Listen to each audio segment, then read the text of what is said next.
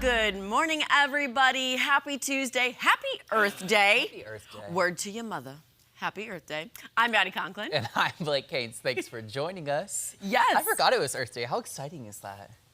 I have a confession Blue in to honor. make. Are you ready for this? You go. When I was in like middle school, maybe, honestly, let's not even lie, probably like lower high school too, like freshman time, I was one of those kids that would make like the Happy Earth Day post every year. Okay. With random pictures I had. I always thought that was fun. Honestly, Were you maybe, just, like, maybe I'll do it today because now I'm thinking Were you about it. outside just looking at the sky like Happy Earth Day? It would be that, or like, you know, random pictures that I had that I thought were cool in the 8th grade, whatever, from trips or I guess where we lived. I don't know, Yeah. combination of things, but. You know, I was thinking about this, like memories from past Earth Yeah. Days. And when I was in elementary school at Chesterfield Elementary, our school counselor, Mrs.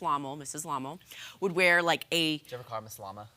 yeah, that was kind of her nickname. She's like, it's Miss Llama if you can't get it because you're in elementary school. But anyways, she wore this big like padded earth thing that had like the arms and the legs. For Earth Day? For Earth Day. And she wore like an ethereal flower crown. And it was always so fun because she'd be in the front of the school like welcoming everyone in. Missed up. We could have worn like our globe costumes today. I know. Yeah, missed I was trying to opportunity. think, I'm like, I've got blue. I don't really like green, so I don't have much green. And I was Yeah. like, why don't I have a shirt that says like respect your mother with the earth? Yeah. Because I'm not crazy.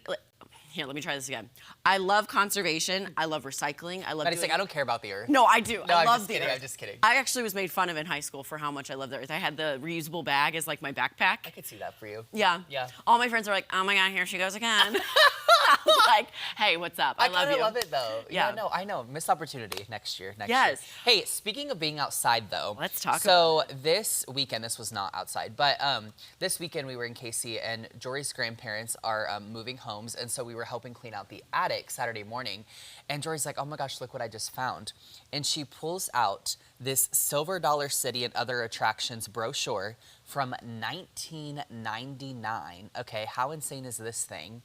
And the only reason I even knew the year is because I found it somewhere in here. I don't remember where, but it like gives you the little options, and then I don't know what's in here. I didn't really read everything. Oh, it's got the calendar and everything. Yeah. But the most outstanding part to me, okay? Oops, Okay. sorry, I was not showing that correctly.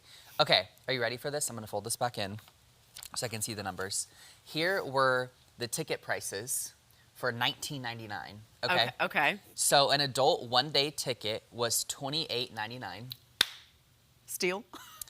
A season pass was $39.68, which blows my mind. I guess, okay, so that was before May 31st, very specific. And then after May 31st, it was $49.99.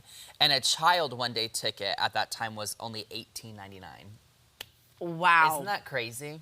The 90s. What a time. And it's all the same attractions, it looks like. So Silver Dollar City, the campground, Whitewater, and the Grand Village Shops. And then also the Branson Bell. So that's how crazy. cool. I know. How fun. You know, now I'm like kicking myself because whenever we would travel as a little kid, I'd Yeah. always just grab the brochures to like play Yeah. with and, you know, whatever. Of course, threw them all away. Yeah. But to think like back to all the attractions in like Florida where Yeah. I went or, you know, somewhere It's California. interesting. Well, her grandparents are like genuinely world travelers. They've been everywhere. And so Is Buzzsaw Falls still there? I don't even know what that is. So I guess not.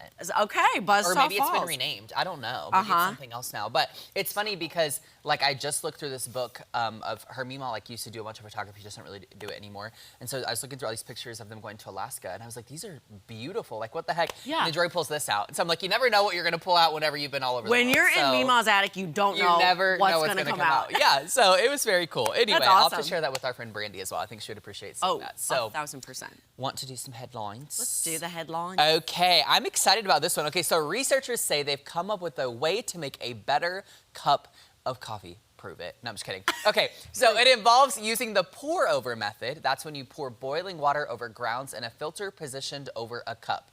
And they say that the trick to a perfect cup is making sure to pour the water slowly and steadily from the right height.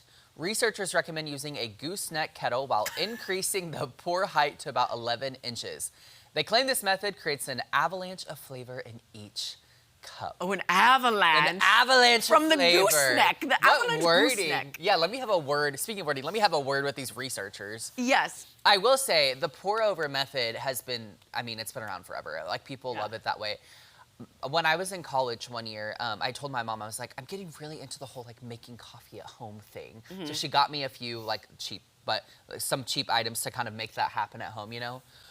It was never for me. Because the thing about coffee, to like really get it right, unless you're doing like Folgers or something simple, you know, there really is such a science to it that I just don't understand. Like you have to weigh everything and everything's measured out and you have to have the appropriate amount of pouring. Like it just is like so confusing to me. And I'm sure most people could figure it out and I probably could if I really wanted to. Well, isn't the whole, I don't drink coffee, so don't come at me, coffee lovers, but isn't the whole point of having coffee like quick go, get it on the Yes, go, so yeah. you don't have time to do the pour over method and Yeah. the slow and the steady wins the race? I People mean, say gotta like, get out the door. I think part of the pour over craze, if you will, is typically, if I'm saying this right, I'm pretty sure it's that the quality comes out better, like the quality of coffee, and then there's more like of a flavor to it as well. Because you know people always say like you're supposed to be able to taste the flavor in coffee. I don't feel like I ever can, but again, maybe I just haven't acquired that part of my palate yet. I don't know. So Your guess is as good as mine. you know what I mean? Though, like I love in drinks to when my they're water. like, "What notes are you tasting?" I'm like,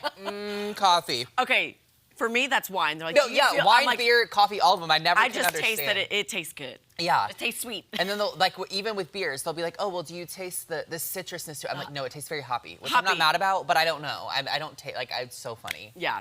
Well, good play on words, hopping. We're not going to talk about the Easter Oh. Bunny. We're going to talk about some wild animals in Florida. Okay, So all there's right. a family in Florida was absolutely shocked by what rang their doorbell. Oh no. Take a look. I'm scared. It's Florida. Okay.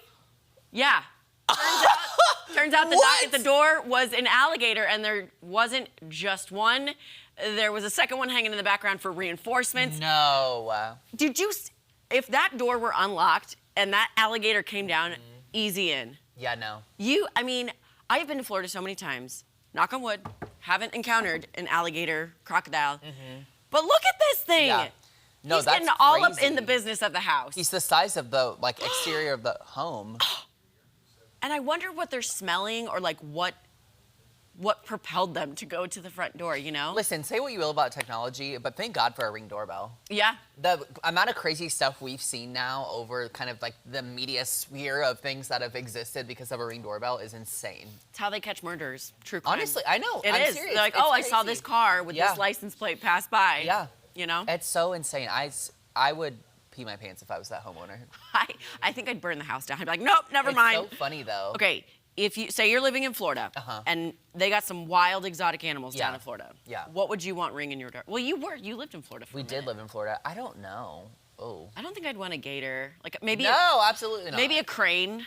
They seem Yeah, very that's docile. Because the crane is like is a It's a bird, big, tall right? bird, Yeah, yeah. yeah. That sounds like the best option. Because I'm like, when I think of Florida, all I think of is like, if we're thinking like Florida specific, is like the gators or like the manatees. And a manatee's too big to be coming up to your. And it needs to be your in water. porch. And it needs to be in water. So there's a lot of Imagine issues if a with manatee that. was on its tail. Sorry. Like, Yeah. So I don't know. Yeah, maybe a crane is like a good one. Yeah, So I'm they're trying to always think there. if there's anything else. Maybe a flamingo. That'd be kind of Oh, very similar. I take for in mine the back. bird community. Yeah. Yes, I want a flamingo, and I want to keep it. That makes sense for you. Pink. Pink. Yeah. No. Yeah. Ooh, I don't know. No gators. But honestly, I don't really want any unknown animal showing up to my door, for being honest. But if I had to choose, maybe a flamingo. Yeah. If we're in Florida. So if you think like Northern California, it's always bears. Yeah, no, and I don't want that either. Florida, gators. Yeah. Here, I don't know. What's the rule of thumb on bears? If it's brown, lay down. If it's black, you attack. Oh. You go, bah! I just don't ever see myself doing that if I'm in the moment. But I love the rule of thumb. Yes. I guess it works. So.